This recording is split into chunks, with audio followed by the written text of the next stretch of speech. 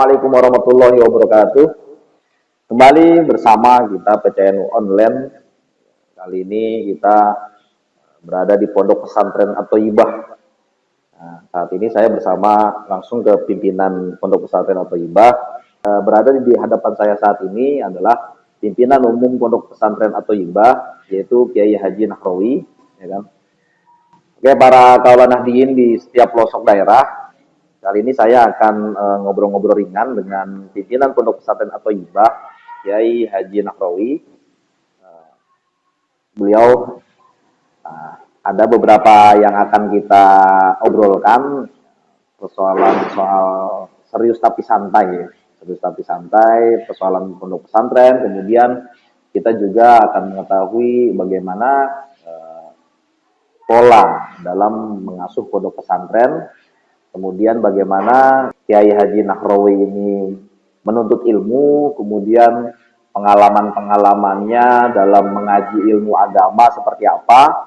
Mungkin langsung saja kita ke narasumber kita hari ini, Kiai Haji Nahrawi. Assalamualaikum Kiai. Waalaikumsalam. Bagaimana kondisinya Kiai? Alhamdulillah. Baik, sehat. Di era COVID ini tetap semangat Kiai. Tetap semangat. Alhamdulillah ya. Kiai, boleh sedikit cerita Kiai, dulu pengalaman belajar di pesantren itu seperti apa sih Kiai? Mungkin ada suka dukanya gitu. Jadi dunia pesantren itu adalah memang dunia yang aneh ya, tapi luar biasa, dan saya merasakan perubahan itu. Ketika saya tinggal di kampung, lingkungannya kan namanya di kampung hore-hore lah, main gitu ya, nggak punya tanggung jawab, ya baik tanggung jawab kita kepada Allah ataupun tanggung jawab kita terhadap sesama. Tapi mulailah setelah mondok kita bisa memahami lingkungan, bagaimana kita merasa ada yang bimbing, teman-teman kita juga baik. Dimana yang didahulukan adalah kita ngaji sudah sampai mana, nah itu yang menarik. Di kampung mana ada yang begitu, habis ngaji bubar, setelah itu apa, nggak pernah menyentuh lagi untuk urusan-urusan yang namanya ngaji. Saya pertama memulai pesantren ini adalah di Samsudiniyah. Nah, dulu nama pesantrennya Pesantren Sinagar sesuai dengan nama tempat di mana kita mondok. Waktu itu pimpinan pesantrennya adalah Tubagus Kiai Haji Samsudin bin Ramdan. Nah, itu pun hanya beberapa bulan, nyicip-nyicip pas bulan Ramadan. Jadi serogan Quran, betul serogan Quran, karena pesantren Sinagar saat itu dikenal sebagai pesantren Al-Quran. Jadi kajiannya khusus nyorogen Al-Quran. Jadi kita talaki bagaimana guru dia membacakan lalu kita menirukan.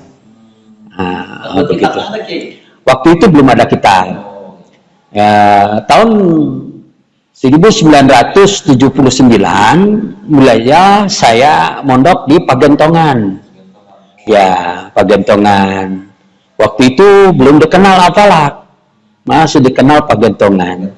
Ya, karena di sana ada lembaga formalnya. Waktu itu PGA, kemudian dipecah menjadi PGA dan Sanawiyah. Dan saya tahun 79 itu sebagai siswa Sanawiyah. Lalu diasramakan. Untuk ngajinya terserah si santri mau mengaji kemana, karena di Pagentongan itu banyak sekali kiai, gudang kiai. Saya ngaji Quran ke muridnya Kiai Tabroni, iya, yaitu Kiai Haji Tubagus Makmun, putra dari Abah Thohir Palak, putra daripada Abah Palak. Jadi cucunya Abah Palak. Nah, dan kita tahu Ki Tabrani ini murid daripada Syekh Soleh, di mana Syekh Soleh berguru kepada Syekh Makmun. Kemudian sanadnya jelas, ya betul ya, sanadnya jelas.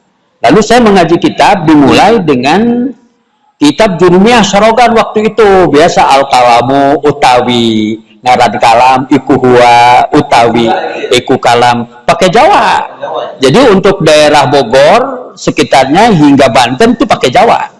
Pakai Jawa. Itu. Karena saya lama di Bandung jadi logat Sunda yang kelihatan. Jadi saya mulai belajar jurumiyah waktu itu.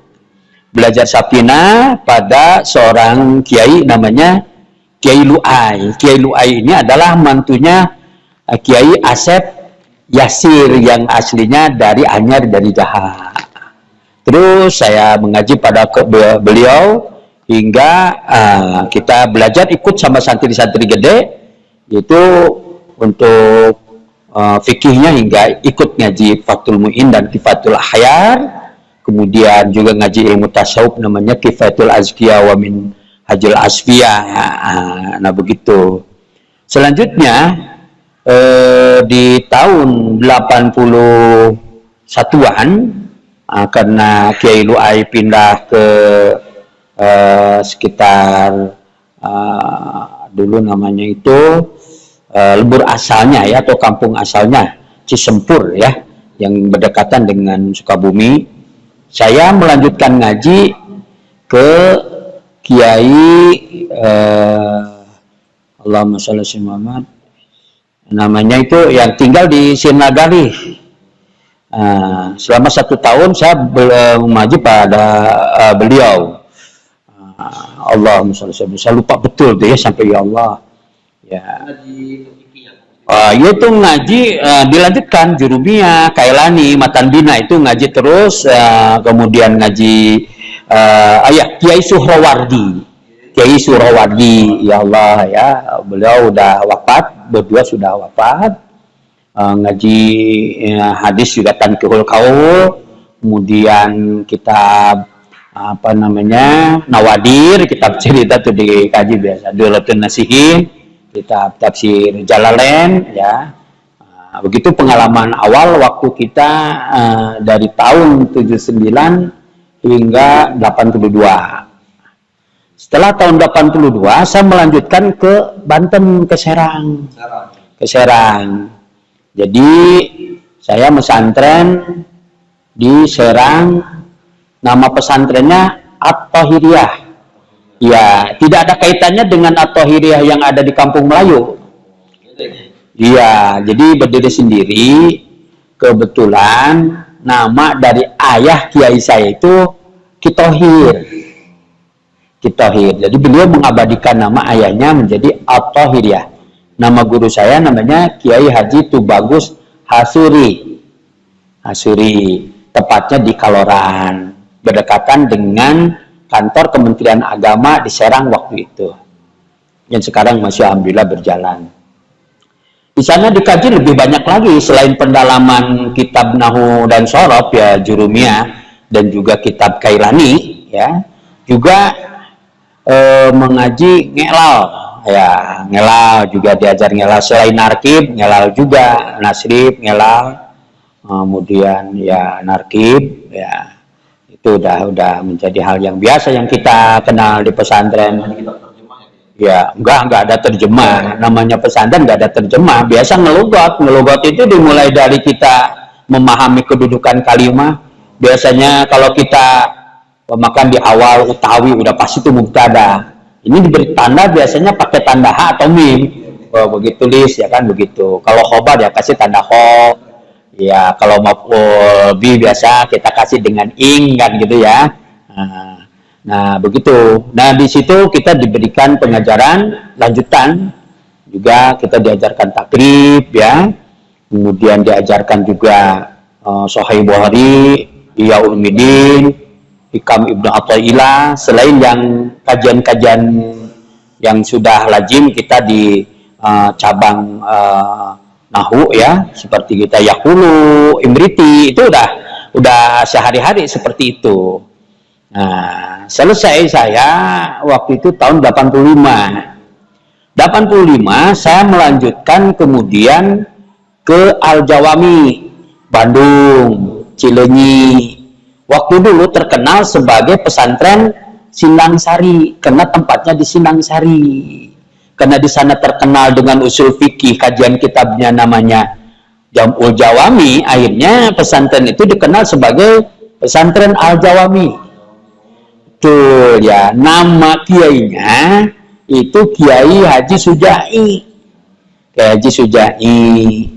Kemudian setelah beliau wafat diganti oleh atau dilanjutkan oleh mantunya Kiai Haji Jailani Dahlan, terkenal dengan nama Kang Aceng. Termasuk juga sering ngajar mantu beliau, namanya waktu itu sebagai Ketua Majelis Ulama Jawa Barat namanya Kiai Haji Toto. Ki Toto. Iya. Nah, saya selesaikan sampai tahun 89. Karena saya melanjutkan kuliah juga, karena dipandang di pesantren tidak kondusif, ya akhirnya saya memilih mendekati kampus, menyelesaikan tugas akhir saya di kampus, memilih tempat tinggal yang lebih dekat dengan kampus. 90 barulah saya kembali ke kampung, ngajari, ya mulailah kita mengajari arif-arifan begitu. Biasa sampai kemudian dipercaya untuk majelis keliling, ya majelis berkala dari satu majelis ke majelis. Itu hampir tiap hari jamaah itu dalam satu minggu saya bisa keliling hingga 15 majelis sekali. Kadang sore ya. Saya lahiran di Bogor, tepatnya di Kampung Manggis. Kampung Manggis, ya asli Kampung Manggis. 90 saya kembali lagi ke Kampung Manggis. Ya tadi melaksanakan tugas sebagai santri ya. Iya, langsung alif-alifan, gak ngajar kita Bu ya. Alif-alifan. Kemudian saya coba juga untuk menyampaikan pengajian kitab. Ternyata kalau di kampung gak bisa kondusif. Jadi kadang kita aja yang malas atau santrinya sendiri malum santri kalem, gak ada aturan. Sehingga saya mengisi kegiatan-kegiatan yang memang dipentingkan oleh masyarakat umum, mulai dari pengajian bapak-bapak, pengajian ibu-ibu, pengajian pemuda, yang biasanya pegang kitabnya ya sesuai dengan kebutuhan, mulai dari kitab tauhid kita pakai Jawahirul Kalamiyah, atau kalau kitab yang pembina akhlak kita pakai Duratun Nasihin. Bahkan ya untuk tauhidnya biasanya kita langsung ke Syu'ubul Iman, ya untuk pembinaan akhlak. Juga kita pakai Tambihul Ghafilin atau kitab-kitab mana saja yang bisa mendukung untuk pembinaan di lingkungan itu. Jadi kita kitabnya bisa mana saja, yang penting ya apa sih yang dibutuhkan saat itu oleh masyarakat. Maksudnya nggak kondusif itu, maksudnya nggak bisa dikurikulum gitu ya? Ya betul, karena nggak ada aturan, nggak ada jadwal, maksudnya nggak ada kurikulumnya. Yang penting ya kalau mau silahkan, kalau enggak ya sudah. Ya, seperti pada umumnya pengajian-pengajian tradisional. Hingga saya diberikan kepercayaan itu untuk membangun pesantren di tanah wakaf yang sekarang ini, yang 2000 meter ini. Yang sekarang jadi pesantren. Yang sekarang jadi pesantren, alhamdulillah. Nah, mulailah dari situ mulai. Itu pun saya melihat segmennya apa sih yang dibutuhkan. Dan juga saya lihat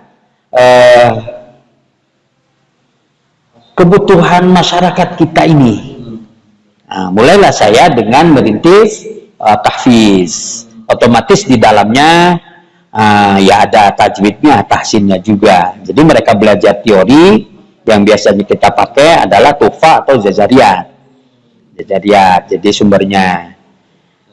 Sebelum mengulas ke ini, mohon maaf ya, yang ke kurikulum, pesantren ini boleh diceritain sedikit nggak, Ge? Sejarahnya itu gimana kok Kiai bisa sampai dapat wakaf? Kemudian bagaimana respon masyarakat setelah ini berdiri? Yang saat ini fokusnya ini pesantren apa nih, Kiai? Muridnya sekarang berapa? Berdiri tahun berapa? Gitu. Iya, baik. Saya punya jamaah di pengajian rutinan di masyarakat. Beliau terhitung orang yang artinya berlimpah hartanya, hingga di tempat ini beliau punya aset tanah 1,5 hektar. Tahun 2009 kebetulan saya berkunjung ke beliau. Saat itu beliau sedang sakit, saya niatnya nengok. Mungkin itu akhir sakit terakhir bagi beliau.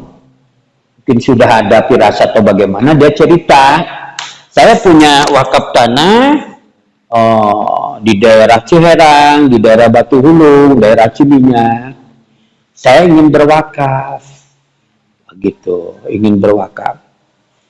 Iya, emang mau wakaf tanah yang mana? Saya ingin berwakaf di Batu Hulung 500 meter, di Ciherang 1000, di Cimanyak juga 1000.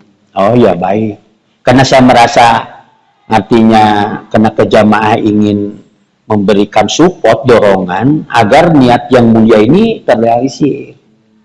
Gitu. Saya tahu betul daerah sini kalau 500 meter peruntukannya hanya untuk masjid, siapa yang isi? Akhirnya saya cerita, Pak Haji, kalau masjidnya ingin ramai, maka harus ada pesantrennya. Insya Allah masjid itu akan ramai dengan anak-anak santri. Waktu itu saya memberikan gambaran, dan itu saya tidak kegambar sedikit pun untuk diamanahkan ke saya. Akhirnya beliau mikir-mikir, emang berapa yang diperlukan? Sudah 2000 saja. 2000 beliau pikirkan, kemudian hari berikutnya dia manggil saya. Ya baik, saya akan wakaf tanah 2000 meter. 2000 meter, ya udah bulat 2000 meter. Baru saya tanya, Bapak mau berikan ke siapa wakaf ini? Nah, akhirnya beliau katakan, siapa tuh yang kelihatan, kan cuma Ustadz. Mulai sejak itulah akad. Jadi beliau berikrar wakaf tanah 2000 ini. Tapi saya katakan harus juga ridho anak-anaknya. Anak-anak semua sudah punya bagiannya. Ini adalah hak saya. Nah, terjadilah akad antara saya dengan beliau. Tetapi kemudian diperbaharui di rumah beliau yang di Deramaga, dikumpulkan para tokoh RT, RW, Kiai. Kemudian beliau mengulang ikrarnya itu dan ditulis hitam di atas putih.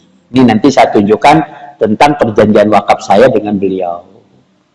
Alhamdulillah, kemudian 2010 di-AIW-kan. Dan ternyata untuk membangun pesantren ini tidak mudah. Hanya untuk bikin masjid saja sulit. Karena masalahnya kepercayaan. Hingga 2014, alhamdulillah saya punya teman.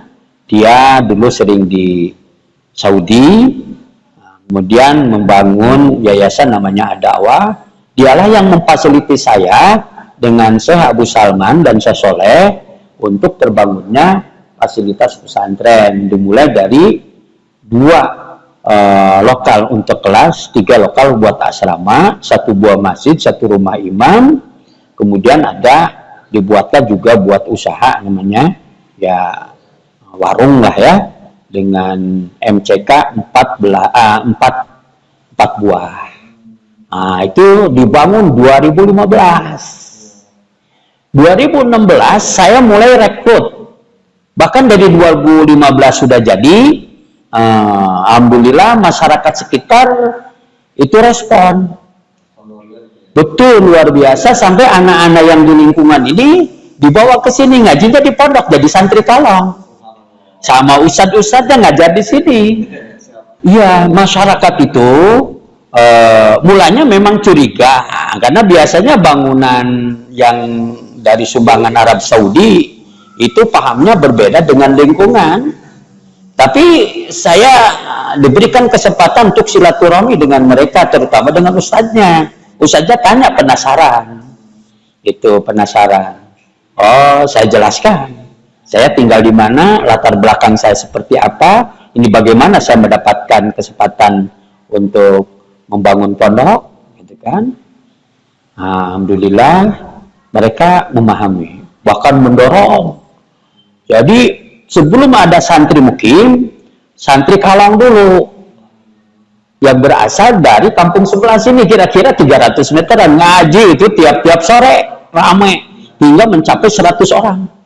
Santri kalongnya ini mulai dari anak-anak kecil ya, prasekolah sampai SMA ikut gitu mendukung.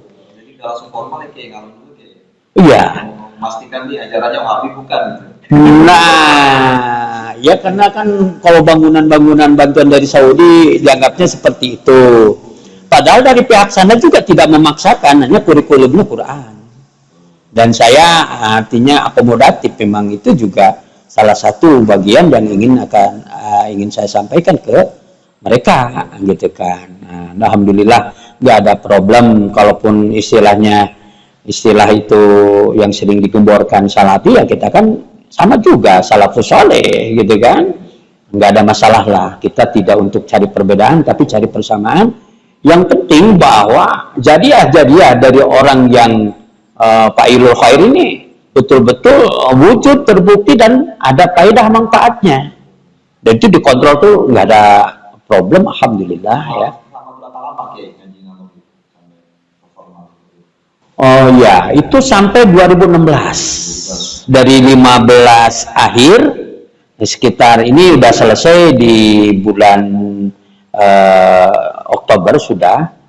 Nah, awal-awal tahun 2016 nih jadi masyarakat sekitar yang ngaji. Waktu itu saya belum buka pesantren karena belum wayah katanya gitu. Nah, tahun 2016 bulan April mulai saya menetap di sini, pindah dari Kampung Manggis ke sini. Belum ada santri matu, hanya jadi santri yang ngalong itu.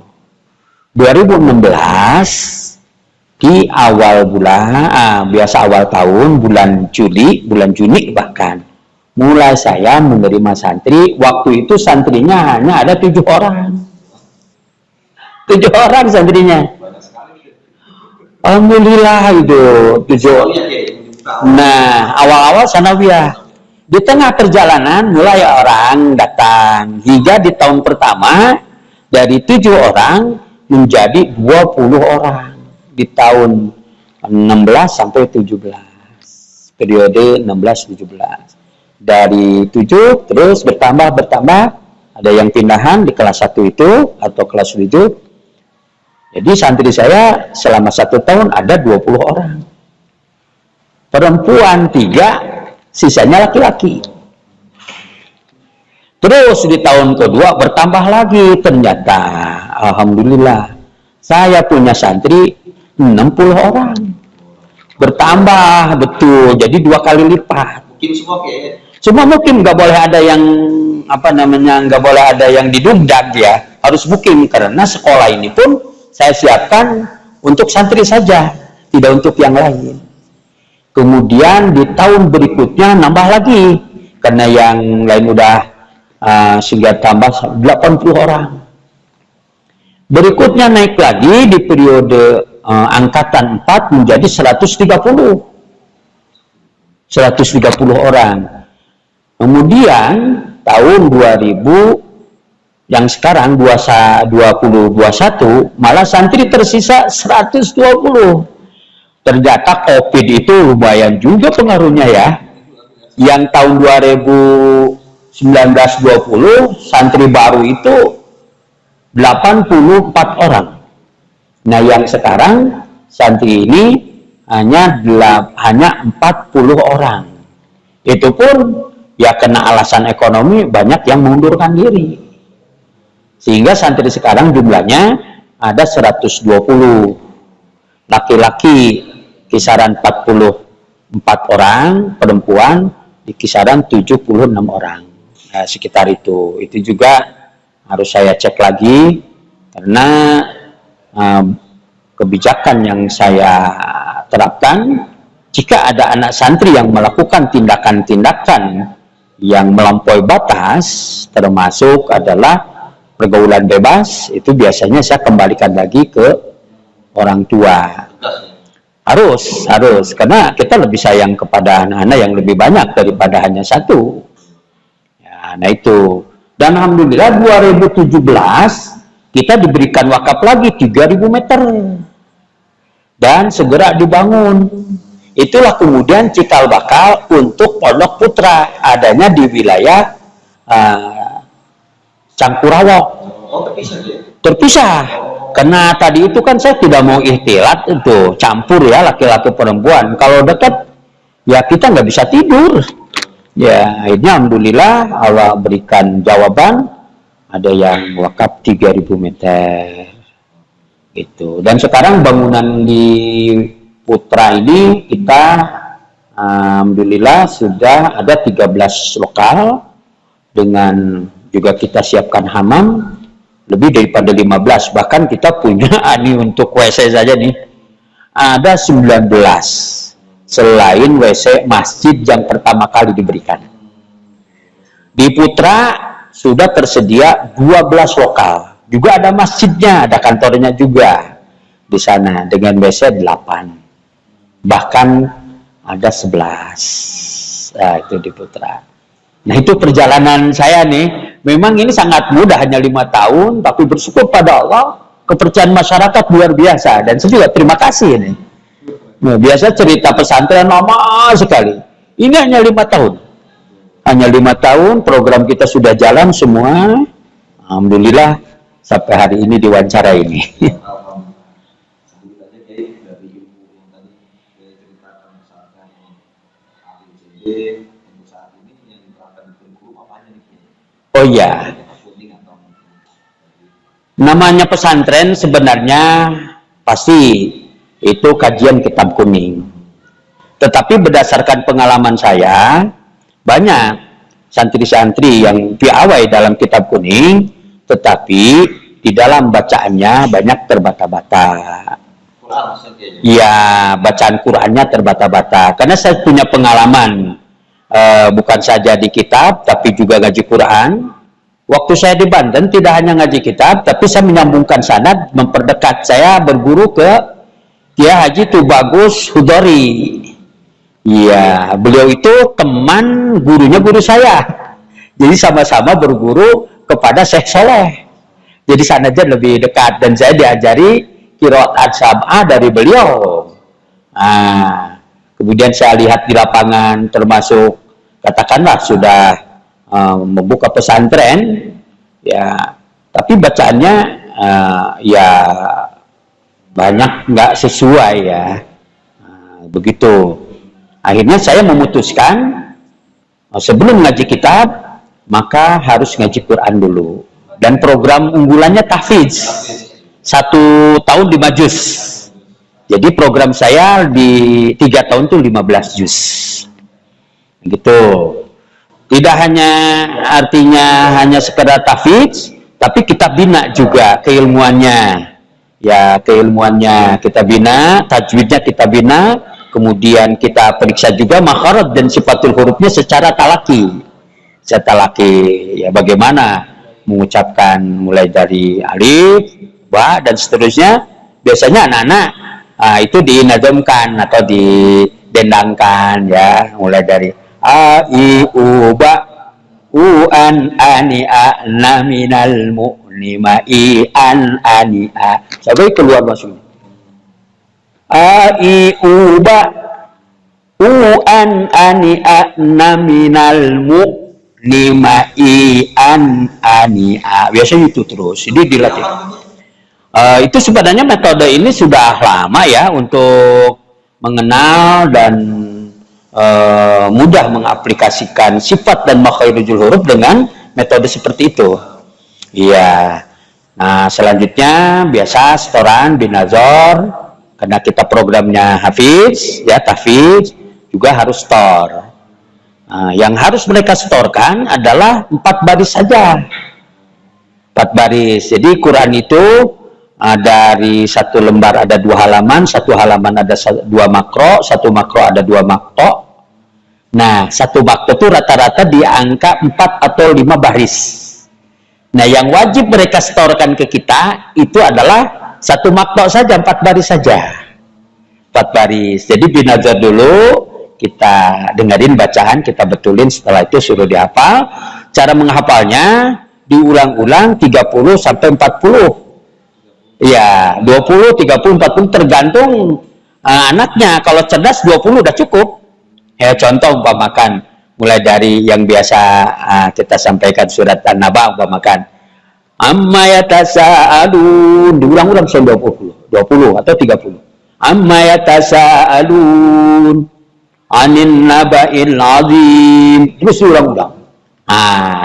Gak perlu lagi nanti mereka harus artinya begitu mengingat-ingat, karena kita ingin pengulangan ini menjadi efektif bagi mereka dan menjadi kebiasaan sehingga mereka mudah untuk menghafal. Nah begitu. Hafalan itu dilakukan 2 kali 7 kali 24 jam setiap hari atau saat tertentu gitu? Setiap hari diperiksa, setiap subuh. Setiap subuh diperiksa. Itu bil gaib. Kalau binazornya malam-malam dilihat. Itu yang setoran ya, ada istilah. Kalau gimana sih? Bil gaib ya dihafal. Kalau binazor itu kita artinya lihat Qurannya, binazor. Cukup 4 baris. Kemudian bil gaib yaitu dengan cara dihafal. Iya. Iya, guru pemandu. Nanti ada metode yang lain lagi, nanti ada murojaah harian. Jadi sebelum atau setelah sholat membaca satu surat, umpamakan surat Al-Muzammil, tergantung tingkatan mereka. Karena tiap-tiap mereka punya kemampuan masing-masing. Nanti kita kelompokkan berdasarkan hafalannya sudah sampai mana, dikelompokkan ke sana. Itu yang berjalan di kita. Terus nanti ada murojaah bareng khusus 1 juz 30, terutama di hari Jumat, baik pagi ataupun siangnya, karena hari Jumat ini nggak ada kegiatan apa-apa. Nah itu pagi dan siang, jadi pagi dan sore maksudnya. Jadi setelah subuh ada murojaah biasanya, khusus di hari Jumat murojaah juz 30. Sorenya juga sama. Begitu. Kemudian kita siapkan juga ada formalnya, sanawiyah dan aliyahnya, begitu. Kalau sekolah formal aliyah itu? Ya, baik. Ya belajar pagi sama dengan sekolah umum. Sanawiyah juga belajar pagi sama. Iya, jadi kegiatan pondok ini di setiap waktu, di luar kegiatan formal itu kegiatan pondok semua. Setiap pada sholat ada kegiatan pondok. Setiap pada sholat ada kegiatan pondok. Nggak ada yang terlewat. Kalau istirahat mereka ya seperti sore hari begini. Nanti menjelang maghrib, baru mereka kumpul lagi ke masjid. Murojaah dulu, baru sambil menunggu sholat maghrib. Dengar 1 tahun 5 juz itu agak juga kayaknya, gimana caranya, setelah caranya, tekniknya, ya maksudnya akar. Iya, saya hitung. Ya 4 baris itu mencapai targetan. Ya kalau anaknya cerdas ya sampai targetan. Tapi memang realitanya nggak seperti itu. Banyak anak kesulitan 1 tahun hanya mencapai 3 juz, bahkan 2 juz, bahkan 1 juz. Tapi kita nggak paksakan, silakan saja. Ya karena mereka juga punya hak untuk mendapatkan pengajaran. Hanya tidak bisa diambil ijazahnya kalau tidak minimal ya, tidak hafal 7 juz. Kalau untuk angkatan sekarang, angkatan yang kemarin 5 juz syaratnya. Pengambilan ijazah harus dia hafal 7 juz. Motivasinya ya begitu. Kalau kan nggak bayaran, duitnya belum lunas, nggak boleh ngambil ijazah. Ini kan nggak hafal Quran. Iya, betul. Nggak hafal Quran, nggak dikasih ijazahnya. Iya, kalau uangnya lunas uangnya. Insya Allah, alhamdulillah, bersyukur pada Allah, sampai hari ini pun kendala keuangan itu memang udah klasik, tapi kita tidak mempermasalahkan itu. Tidak mempermasalahkan itu. Itu banyak orang tua yang belum bisa menunaikan kewajibannya. Saya tidak risau. Yang penting ya program berjalan, anak-anak makan, guru-gurunya juga bisa ikhlas, ya udah selesai, nggak ada problem. Tapi kalau hafalannya kredit, itu problem bagi kita. Dan ijazahnya nggak bisa diambil. Udah itu. Dari awal udah kita sampaikan. Jadi kalau umpamakan mau pikir-pikir masuk ke sini, pikir-pikir dulu. Ya ditanya duit, tanya hafalannya. Tuh, syaratnya hafalan. Lunas mau lulus nggak apa-apa. Ya. Hafalannya itu. Hafalannya, betul. Hafalan nggak apa 5 juz, nggak bisa keluar gitu. Iya. Apalagi kalau memang kondisi orang tua wali santrinya memang harus ditolong, ya kita bebasin, nggak ada masalah. Itu kan bagian daripada kerjasama dalam kebaikan. Bahkan yatim malah bebas, nggak ada biaya dari awal sampai Dia selesai mau berapa lama pun tinggal di kita. Mulai di program sanawiyah sampai aliyah itu free, bebas. Sebagai wujud tanggung jawab kita terhadap anak-anak yatim untuk bisa belajar di pondok dengan baik. Alhamdulillah Allah berikan kekuatan juga sampai hari ini. 5 tahun. Nah tadi kayak untuk program unggulan itu apa sih untuk kaitan-kaitan ilmu fikih itu gimana kayak pengajarannya sih? Oh ya, jadi syarat mendapatkan hak untuk pengajaran kitab itu harus 5 juz mukamal. 5 juz mukamal terus dengan nazamnya. Iya, artinya anak-anak menguasai hafalan dengan sempurna. Kita metode hafalan itu dimulai dari juz 30. Iya, sampai juz 26.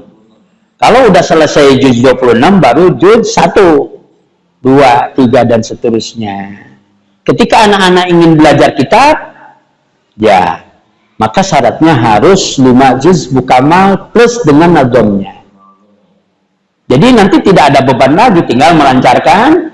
Nanti yang sudah 5 juz ini nanti bisa membina adik-adiknya. Sambil membina, sambil mengulang, betul. Dan mereka mendapatkan tambahan pengajaran. Jadi tidak dipaksakan oleh kita. Yang mau lanjutkan tahfidz, lanjutkan tahfidz. Ya, jika mau mengaji kitab, mereka berhak untuk mendapatkan pengajaran kitab. Begitu di sini metodenya, selain diberikan fasilitas untuk belajar formal yang tadi disebutkan. Ya, itu kebanyakan yang fikih berarti aliyah ya. Enggak, sanawiyah juga.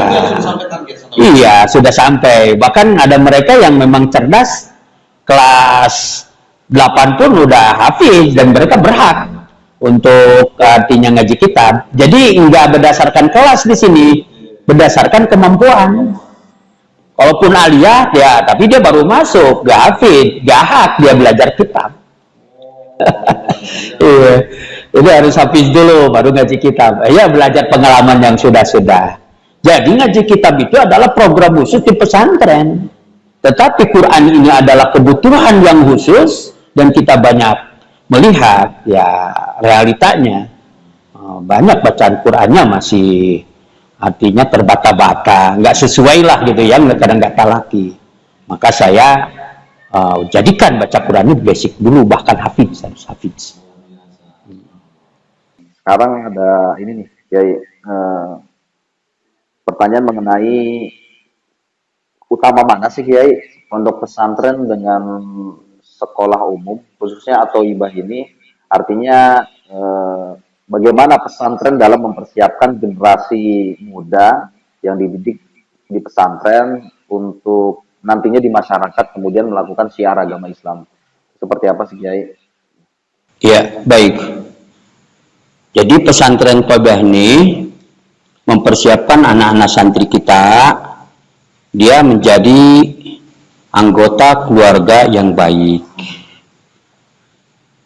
Dia bisa menjadi inspirasi bagi keluarganya yang jauh dari agama dan menjadi teladan ya bagi keluarganya yang terjauh dari kebiasaan-kebiasaan agama. Nah, jadi santri-santri kita ini disiapkan untuk yang menjadi keluarga yang baik di lingkungannya. Selain dari itu, secara kebutuhannya, ini kan kebutuhan manusia ini sesuai dengan rongga yang dimiliki. Jadi ada rongga dada, rongga kepala, ada rongga perut. Nah, yang dipahami oleh pesantren kita, adanya rongga dada dan butuh akan isian, yaitulah makanya dibangun kecerdasan emosionalnya dan spiritualnya melalui kegiatan-kegiatan yang ada di pondok yang biasa disebutnya terbiasa ngaji, sholat, puasa, nah seperti itu. Dan itu tidak hanya dilakukan di pondok, nanti saat pulang ke rumah pun itu dilakukan. Terlebih adalah untuk murojaah Al-Quran. Iya, betul. Karena sudah jadi kebiasaan, harapannya ini menjadi sifat, ya, menjadi karakter. Jadi tidak dipompa, tidak dipaksakan, tetapi begitu mengalir.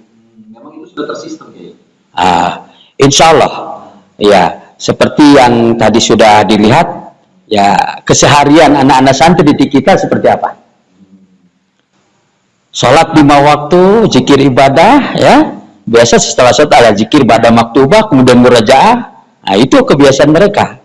Itu cara praktis untuk mencerdaskan emosional dan spiritual mereka. Nah, ini sebagai yang dibutuhkan oleh rongga dada. Nah, ini tidak hanya di pesantren, tapi balik lagi dibawa ke rumahnya. Jadi yang masuk ke dalam hati kita ini kan yang sering kita bicarakan, yang sering kita dengar, kan muaranya ke sini jadi terbentuklah nanti mindset dan nanti menjadi pola sikap juga. Nah, itu. Ya, sedikit gambaran kayak sistem apa kayak diterapkan kayak untuk tadi membiasakan sehingga mendarah daging pasca di pesantren mereka bisa melakukan itu. Oh iya, kalau selama menjadi santri kami kan mereka bawa buku laporan dan saat mereka kembali harus dibawa lagi buku laporannya itu. Buku kegiatannya, istilahnya mutabahnya itu. Biar orang tuanya yang mengawasi secara langsung, yang penting kebiasaan itu dibawa ke rumah mereka. Sebab kalau tidak diawasi seperti itu, tidak ada kontrol, ya kita sulit untuk mengukurnya. Seperti halnya di sini juga ada kontrolnya, setiap hari ada kontrolnya, seperti buku yang sudah saya sampaikan tadi. Ya ada kontrol salat tidak, zikir tidak, murojaah atau tidak, gitu. Maaf Kiai, ada yang terlewat Kiai. Untuk tadi pola kebiasaan apa sih Kiai yang diterapkan di pondok pesantren ini sehingga itu menjadi amaliyah yang nantinya mendarah daging ke masyarakat pun bisa dilakukan. Ya, salatkah atau mungkin baik. Untuk hal yang sifatnya urgen mendesak ini, bahwasanya kita mencoba untuk menanamkan jiwa hikmah. Ya, jadi bagaimana dia bisa melayani, minimal melayani dirinya sendiri. Artinya dia tidak jadi beban atau merepotkan orang lain. Jadi mulai dari tidur, dia harus bisa merapihkan tempat tidurnya sendiri. Makan, dia harus ngambil sendiri, tidak menunggu disajikan orang. Bahkan bekas makannya pun harus dicuci sendiri. Kalau di sini kan beregu biasanya. Kalau tidak dilaksanakan itu kena punishment sama kita. Kalaupun hanya sifatnya teguran. Kalau di rumahnya yang kita serahkan, yang penting apakah anak ini melaksanakan fungsi penghidmatan atau tidak. Ya, maksimalnya bisa meringankan, bahkan bisa menanggung beban orang lain, bahkan keluarganya sendiri. Itu kan biasanya anak-anak manja nih sekarang, inginnya dilayani, ingin makan saja harus dilayani, untuk pakaian saja harus tunggu diambilkan, termasuk untuk pakai sepatu saja harus diambilkan. Nah, di sini dia harus bisa melayani diri sendiri itu minimal. Ada catering gitu ya, atau laundry gitu. Oh iya, di sini memang keterbatasan waktu, ya, keterbatasan tempat, ya. Jadi untuk hal-hal yang darurat itu kita handle ya. Artinya untuk catering kita udah siapkan dapur. Anak-anak nggak masak sendiri karena nggak akan bisa. Itu. Jadi yang bisa mereka lakukan seperti tadi, menjaga kebersihan lingkungan, gitu kan, menyapu, mengepel dan seterusnya. Kalau untuk makan itu kita yang sudah tanggung. Ya, jadi ada dapur umum, tidak catering juga sebab mereka ngambil sendiri, tidak kita layani. Kita siapkan satu nampan itu biasanya untuk 3-4 orang. Nah, salah seorang di antara mereka ngambil bahkan di dapur dan disajikan di teman-temannya. Setelah itu mereka nanti ada yang tugas untuk mengembalikan kembali si nampan itu yang sudah bersih ke tempatnya. Itu mereka yang ngatur. Tugas mereka itu sudah dimusyawarahkan berdasarkan musyawarah harian atau mingguan. Jadi sudah diplot, tidak dijadwal oleh pesantren. Jadi diharapkan mereka punya tanggung jawab. Pondok pesantren mengharapkan musyawarah gitu Kiai. Musyawarah, ya. Jadi hal-hal yang terkait dengan kebutuhan mereka, mereka bisa selesaikan sendiri. Tidak hanya persoalan makan Kiai. Betul. Persoalan apa aja Kiai? Ya, termasuk membersihkan kamar mandi yang mereka gunakan. Itu mereka yang bersihkan. Satu kamar mandi isinya berapa orang? Atau makan 3 atau 4 orang. Maka yang 4 orang itu bertugas untuk menjaga kebersihan itu. Termasuk menjaga lingkungan, biasanya ada grup jaga lingkungan ini. Kebersihan masjid, kebersihan asrama, kebersihan kelas, kebersihan dapur, kebersihan juga kamar mandi secara keseluruhan, maksudnya ruang cuci gitu ya. Termasuk halaman, termasuk rumah kiai yang hanya bagian luar saja. Itu mereka sudah musyawarahkan, masing-masing punya tugas secara kelompok. Biasanya kelompok itu terdiri daripada 4 orang. Nah, itu yang membangun pola ya kebiasaan sehari-hari mereka. Iya, kita nggak usah mengadakan tukang kebun ya atau tenaga kebersihan. Kalau kita seperti itu, anak-anak nanti kembali ke rumah ya biasa dilayani. Selama di pondok mereka harus bisa melayani orang lain, apalagi dirinya sendiri. Jadi intinya jangan sampai merepotkan orang lain hidup itu. Kalau dia bisa melakukannya sendiri, lakukan oleh sendiri. Baru kalau tidak bisa minta bantuan kepada orang lain. Ini yang ditanamkan di sini. Jadi pola hikmat ya. Contoh kecil untuk menanamkan jiwa kepemimpinan dia. Betul. Ada satu pepatah mengatakan bahwa pemimpin itu adalah khodim bagi yang dipimpinnya. Apa mungkin masih ingat ya perkataan Sayyidina Umar ya? Kalau untuk tadi Kiai kembali ke program unggulan pondok pesantren mengenai tahfiz, apakah juga sama seperti halnya tadi Kiai, dari hal yang terkecil menjaga kebersihan itu juga ditanamkan jiwa pemimpinan dengan menjelaskan semua urusan itu dalam musyawarah santri. Kalau untuk program unggulan ini juga dilibatkan nggak santri Kiai? Mungkin merumuskan apa kegiatan gitu, sekolah atau apa? Ya. Jadi untuk kegiatan tahfidz ini kan ada dimulai dari talaki ya, mulai dari binazar, jadi anak-anak dibimbing bacaannya oleh asatiz atau asatizahnya. Kemudian setelah itu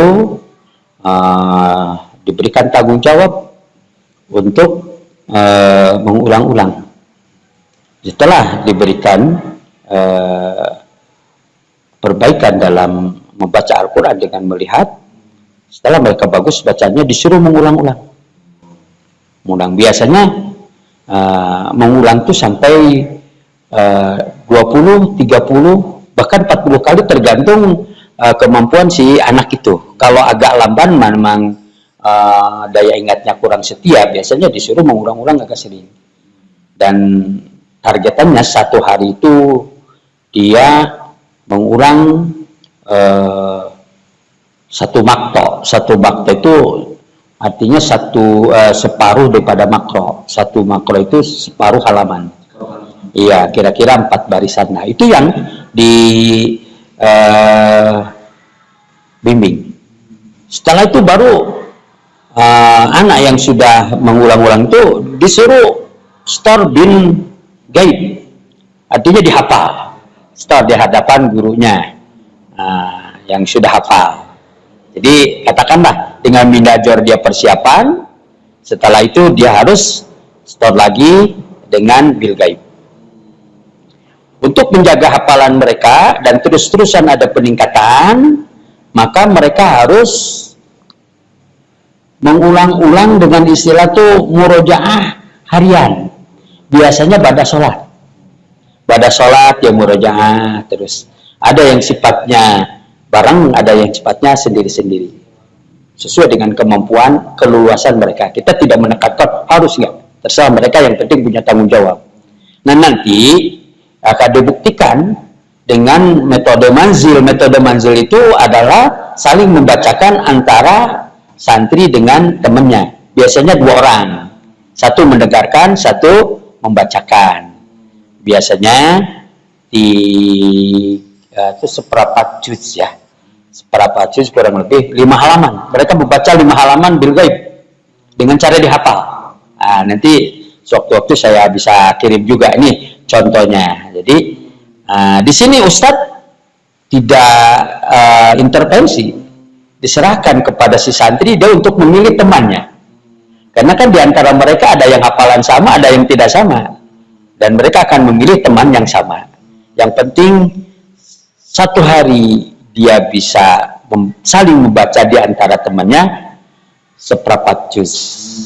Kalau kemampuannya hanya seperempat juz, itu terus yang diulang-ulang di depan temannya. Kalau umpamakan kemampuannya hingga melampaui, umpamakan 5-6 juz, maka 1 juz itu bisa diselesaikan dalam 4 hari. Umpamakan ini di juz 30, selesaikan 4 hari. Nanti naik juz 29, selesaikan 4 hari. Jadi 1 harinya itu ada program untuk saling membacakan, saling mendengarkan sebanyak seberapa juz. Itu yang program unggulan tahfidz kami, metodenya itu yang kami lakukan. Itu dilakukan apa kontrol ini? Maksudnya artinya memang inisiatif dan tanggung jawab masing-masing santri ya? Iya, kalau programnya yang ya ditentukan oleh pesantren, tetapi di aplikasinya yaitu mereka ada kontrol ataupun tidak ada kontrol, mereka mesti jalan. Kalau umpamakan artinya didapati ada anak yang tidak disiplin, itu pasti kena warning, minimal teguran. Kan ada nanti ada nggak murojaah, nanti ada bukunya, ada buku laporan. Betul. Siapa yang melaksanakan manzil dan siapa yang tidak melaksanakan manzil. Kalau tidak melaksanakan manzil, apa alasannya? Kalau alasannya keuzuran seperti haid, ya khalas, nggak ada masalah. Tapi mereka pun tetap harus menyaksikan, tidak boleh pas ada program mereka ada di tempat lain kecuali di tempat yang sama. Contoh kan di sini di masjid, anak-anak yang sedang haid karena tidak boleh masuk masjid, dia ada di beranda masjid, di sayap-sayap masjid, mesti dia hadir. Termasuk juga itu ibadahnya ya, sholat 5 waktu itu santri juga ibadah untuk berperan serta monitoring kontrol. Betul. Jadi ada buku pengawas, biasanya perangkatan, karena mereka akan mudah mengenali angkatannya sendiri. Pemakan angkatan 5, angkatan 4, angkatan 3 ya, maka kita baru sampai angkatan 5. Mereka akan mengontrol temannya sendiri. Ada bukunya. Buku pengawas tadi. Ya, seperti absensi, tapi lebih ke kontrol, bukan absen. Kalau absen kan hanya masuk. Ini lebih ke kontrol. Jadi ke pengawasan. Makanya si petugasnya sebut pengawas. Dan itu berganti setiap harinya. Saling mengontrol. Hari ini dia menjadi pengontrol, mengawasi. Suatu saat dia menjadi objek yang dikontrol oleh temannya sendiri. Itu nanti semua kegiatan kan ada di situ beserta nama anak. Tinggal cara ngontrolnya cakra atau checklist. Oh, anak ini melaksanakan program pemakan sholat zuhur, checklist. Kemudian dia zikir pada zuhur enggak? Zikir, checklist. Murojaah enggak murojaah, cakra. Nanti ditanya kenapa? Subuh nanti ditanyakan setiap hari. Kenapa tidak murojaah? Mungkin ada alasan. Nanti kita dengar alasannya apa? Oh, ke WC. Kok ke WC-nya lama amat? Nah, minimal kita tidak kehilangan jejak. Seperti itu. Pengawas itu ditentukan oleh pengawas ditentukan berdasarkan hasil musyawarah. Musyawarah yang dilakukan oleh santri sendiri di bawah pengawasan asatidz. Itulah makanya. Jadi kan kalau dalam manajemen planning itu kan harus setiap hari. Planning itu berdasarkan musyawarah. Dan ayatnya jelas. Ini yang diterapkan oleh kita. Wa syawirum fil amri. Atau wa amruhu syura bainahum. Jadi kita terapkan. Untuk planning ini ditentukan bukan berdasarkan oleh manajer, oleh pimpinan pesantren, oleh asatidz, tetapi yang menentukan adalah musyawirin, termasuk santri itu sendiri. Ada kaitannya juga dengan jadwal pesantren ya? Jadwal pesantren sebenarnya jargon. Oh ya. Iya betul. Jadi semua kegiatan-kegiatan yang ada di pesantren diarahkan untuk sesuai dengan jargon pesantren. Umpamakan ya anak-anak nih kalau boleh nanti dites. Ini jargonnya atau ya-nya ya. Ya, maha thayyibah, bertauhid kuat, berakhlakul karimah, cerdas dan kreatif. Nanti boleh ditanya nanti Mas Ajis ya nanti anak-anak coba jargon thayyibah. Itu insya Allah anak-anak udah terbiasa. Sesuai dengan visi misi Thayyibah itu, ya itulah tadi, membangun tauhid yang kuat, akhlakul karimah, cerdas dan kreatif, sesuai dengan rongga-rongga yang ada di dalam tubuh kita. Rongga dada untuk tauhid dan akhlakul karimah, rongga kepala sebutan untuk mengolah nalar supaya cerdas nalar kita. Rongga perut ini tidak diartikan supaya diisi perutnya, tapi dari kebutuhan perut kemudian kita menjadi survival, menjadi struggle untuk bisa bertahan hidup, dan itu hanya bisa dilakukan oleh orang yang kreatif. Itu. Artinya memang sistem pendidikan yang dibuat ini, insya Allah mungkin dirasa yakin mampu menjawab tantangan zaman mereka. Saya merasa yakin.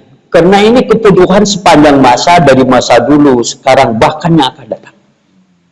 Hanya beda cerita saja. Kebutuhannya sama, karena kita punya 3 rongga ini. Hanya cara pandang manusia akan dipengaruhi oleh zamannya. Dan saya berharap ini sebagai bentuk pembekalan untuk dia bisa hidup di zamannya. Karena Rasulullah SAW pernah bersabda, Alimu auladakum fa innahum mahlukuna fi ghairi zamanikum. Didiklah anak-anakmu, ajarilah anak-anakmu, karena mereka diciptakan fi ghairi zamanikum, bukan pada zaman. Saya pahami, ya zaman yang akan datang jauh. Jadi kita mencoba menghadirkan masa yang akan datang pada masa sekarang dengan membangun pembekalan buat mereka, hidup di zaman mereka.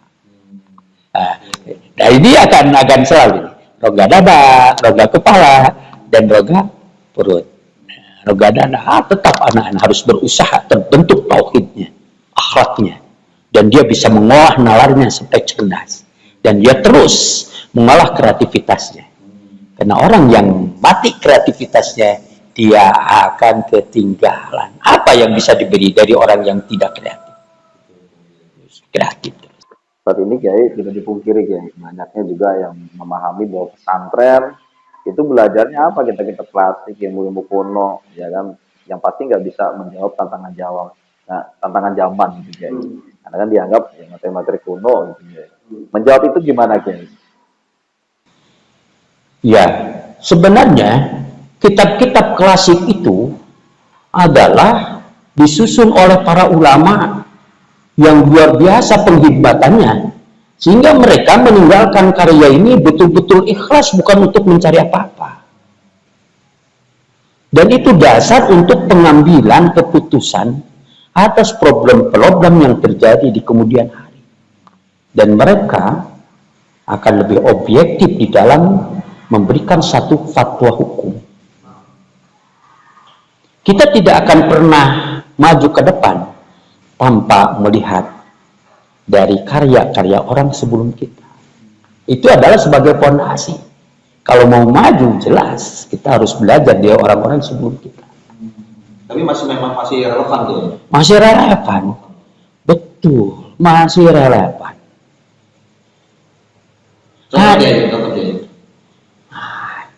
Ini contoh dalam beristinja. Ketika tidak ada air atau darurat menggunakan air. Nah, kalau kita belajar Safina ada namanya istijmar. Jadi beristinja menggunakan batu. Sekarang sulit air, tapi bagaimana ritual harus tetap terlaksana dan absah. Nah, ulama dulu telah memberikan fondasi untuk tetap bisa melaksanakan toharoh, kalaupun tidak ada air, yaitulah menggunakan benda padat. Dan dibuat silogis, benda padat itu nggak mesti batu, kalaupun diartikan secara harfiahnya, jadi istijmar itu menggunakan batu. Nah, ini dianalogikan benda padat. Jadi apa yang benda padat? Yang penting dapat menyerap. Sekarang ada tisu. Karena batu mungkin ya satu yang kesek-kesek gitu kayak dipakai tisu pun bisa gitu. Betul, jadi pondasinya udah dibangun, tinggal kita membangun analognya aja. Bayangkan kalau di pesawat harus terus dengan air. Berapa air yang dibutuhkan untuk melayani orang-orang yang buang hajat itu? Nah, polanya udah dibangun, dasar-dasar untuk pengambilan hukumnya sudah dibangun. Dengan istijmar kemudian kita analogkan setiap benda padat yang dapat menyerap air. Satu contoh aja toharoh ya. Toharoh, belum yang lain, betul. Nah, untuk saat ini Kiai, menurut Kiai tantangan zaman saat ini Kiai di tengah modernisasi yang luar biasa, terus tontonan, tuntunan yang saat ini mungkin masih menjadi kabur Kiai. Artinya ya banyak ulama-ulama di luar sana yang mungkin belum punya mumpun dalam hal agama atau mencari agama hanya cukup secara instan lewat internet, sehingga penilaian masyarakat terhadap ulama ini menjadi kabur Kiai. Kalau untuk atau pandangan Kiai sendiri Kiai, ini santri ini ada harapan nggak sih Kiai ke depan ini mungkin menjadi parasatul anbiya, menjadi para dai atau para ulama gitu, Kiai.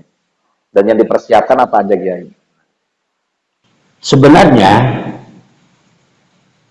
pesantren ini hanya menyiapkan generasi yang soleh, ya, atau soleha. Mereka harus bisa menegakkan daripada hak-hak Allah dan hak-hak sesama. Ketika satu zaman dengan zaman lain berbeda, bagaimana anak-anak kita bisa menjawab persoalan zamannya itu? Artinya tidak harus menjadi ulama atau dai ya. Tidak harus. Yang penting soleh dan solehah.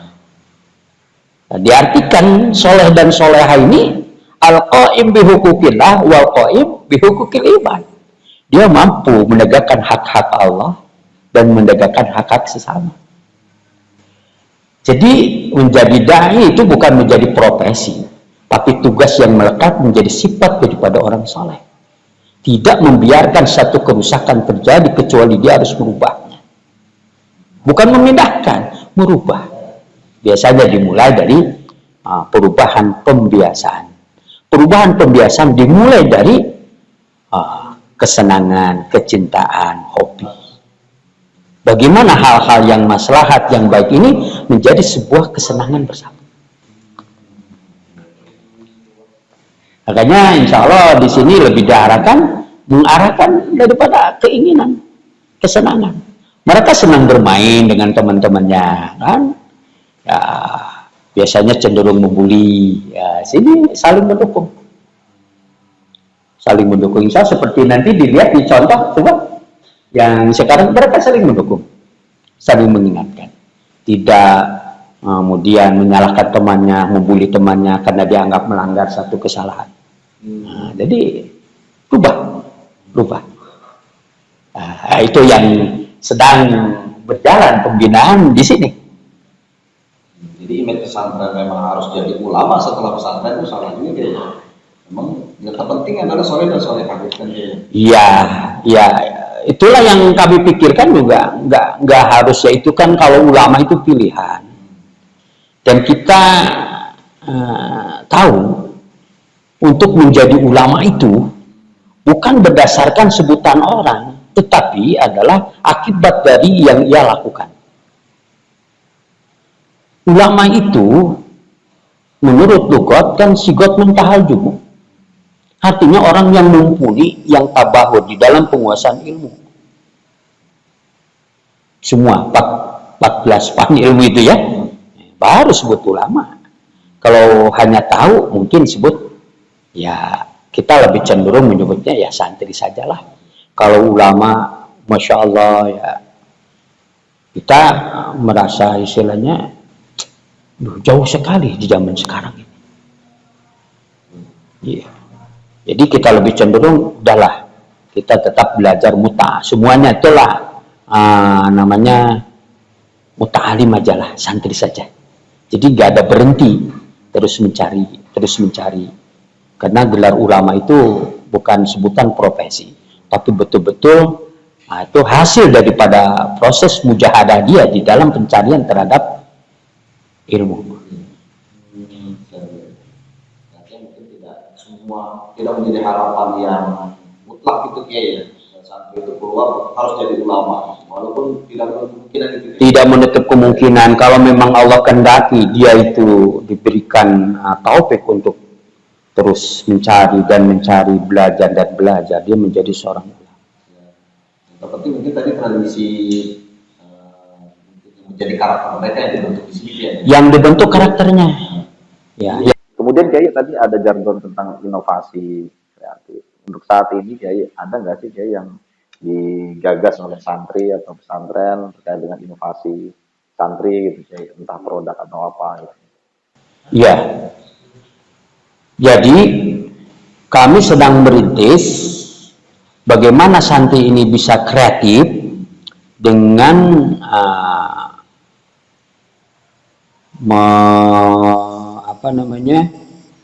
memulai kegiatan usaha pesantren. Sekarang kami sedang merintis untuk budidaya ikan. Ya betul, ini untuk mengimplementasikan yang jargon tadi, kreatif itu. Di sini Kiai? Di Putra. Yang di Putra, karena di sana lebih layak tempatnya, karena tersedia air berlimpah. Jadi kalau umpamakan kita usaha, untuk mengembangkan usaha, ada faktor pendukungnya. Faktor pendukung yang baik. Jadi jangan sampai kita mau membuat sebuah upaya, tapi faktor pendukungnya tidak ada atau sangat kecil gitu kan. Di sana airnya luar biasa.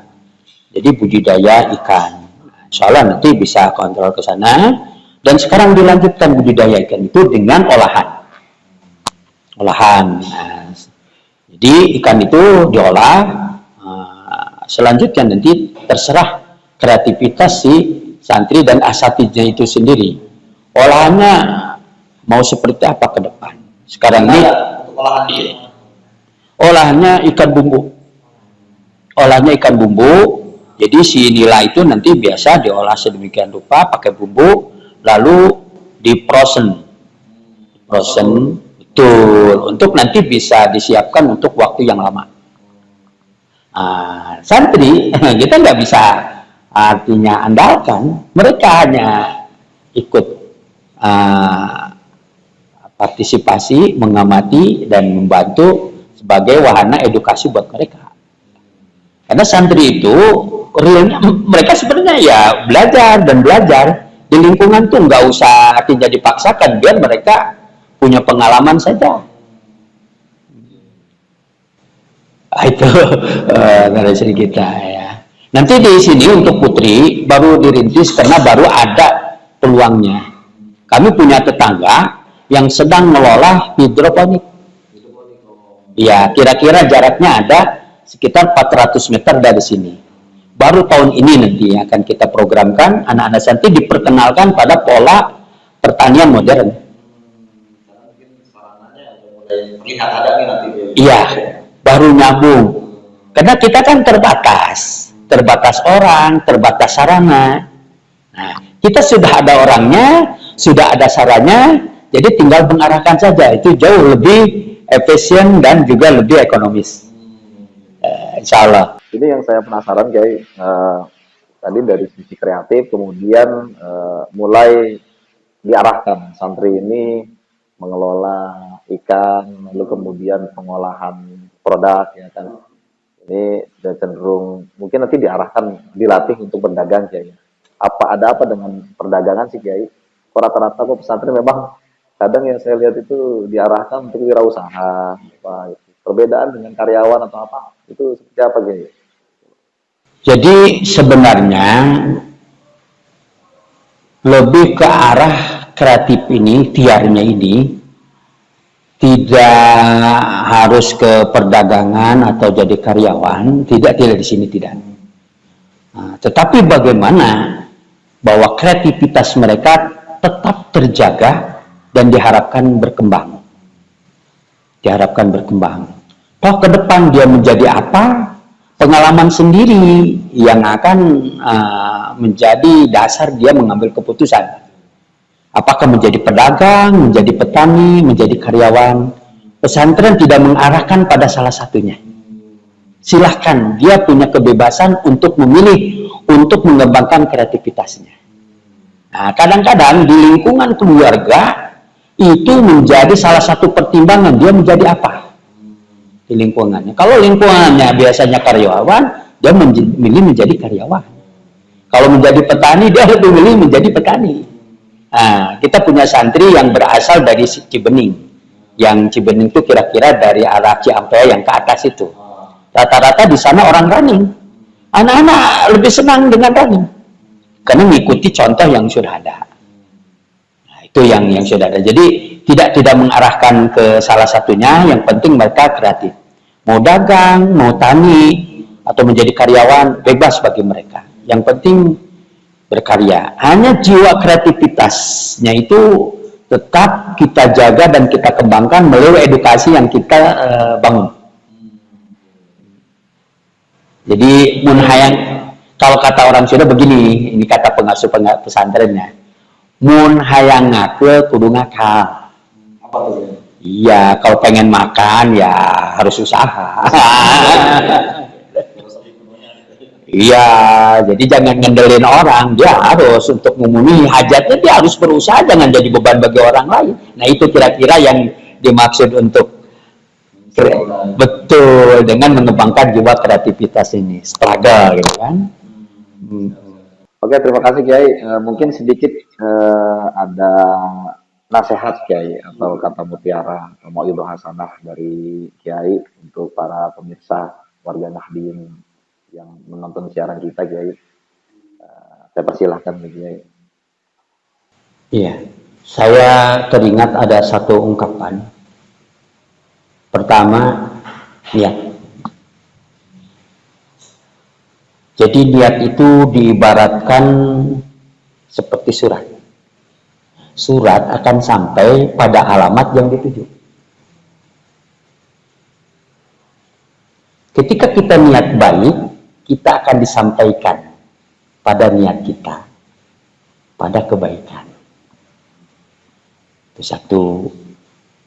Yang kedua, tetap kita menjaga hati dan pikiran kita supaya tetap bersih dan lurus. Dari hati, maka akan menyalur ke pikiran. Dari pikiran biasanya akan menjadi perkataan. Dari perkataan biasanya akan menjadi perbuatan. Perbuatan ini jika diulang-ulang, inilah namanya kebiasaan. Dari kebiasaan inilah sifat seseorang.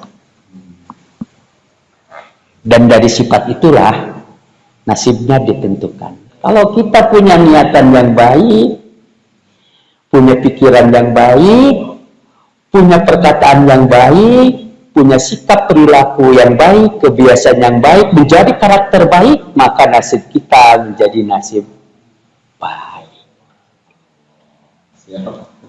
Siap, pokoknya buat terus niat yang bagus-bagus, berkata yang bagus-bagus, berbuat yang bagus-bagus.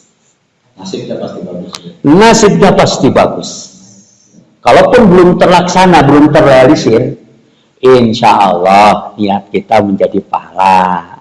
Bahkan ada dikatakan niatul mu'mini khairun min amalihi. Niat seorang mukmin kadang lebih baik daripada amalnya. Kenapa? Seringkali amal kita menjadi gugur pahala karena ada virus-virus yang merusak amal kita. Apa tuh? Ujub, riya, takabur, hasud, itu semua menghancurkan daripada amal kita. Makanya, niatnya yang bagus saja. Ketika kita terjerumus, bangkit lagi, meluruskan niat kita. Terjerumus lagi, bangkit lagi, luruskan niat kita. Semoga Allah Subhanahu wa taala mencatat niat kita di sisinya dengan catatan yang baik. Bahkan ingatkan salah satu hadis dari Sayyidina Umar apa tuh? Innamal amalu biniyat. Ya, terlebih-lebih mengelola pesantren niatnya harus bagus. Betul, niat bagus, gak boleh niat yang lain-lain. Nah, gitu. Niat cari duit, niat cari kedudukan, jangan. Pesantren itu berniat untuk melanjutkan perjuangan. Jadi poligami ya? Ada poligami. Sebenarnya namanya poligami itu udah cerita lama. Saya kembalikan kepada cara pandang dari masing-masing. Dan kita untuk hal poligami sebaiknya tidak memponis ataupun tidak menyuruh. Ya, jadi silakan saja karena masing-masing orang akan dimintai pertanggungjawabannya. Gak usah dikebor-kebor, kiai katanya poligami, gak usah juga. Atau kita menyerang, kok kiai si poligami, gak usah juga seperti itu. Serahkan saja karena itu hal yang boleh saja. Bukan hanya kiai, siapapun. Hanya memang ada satu catatan bahwa seorang yang berilmu cenderung syahwatnya lebih besar daripada orang yang tidak sibuk di dalam ilmu. Iya, makanya kalau ada yang kiai poligami bagus, itu menjadi saluran supaya syahwatnya tetap terjaga.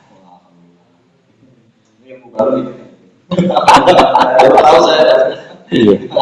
Nanti tolong teman-teman yang meneliti tentang hal ini bisa diungkap kembali. Oleh karena itu, ya untuk memecahkan syahwatnya itu dengan nikah.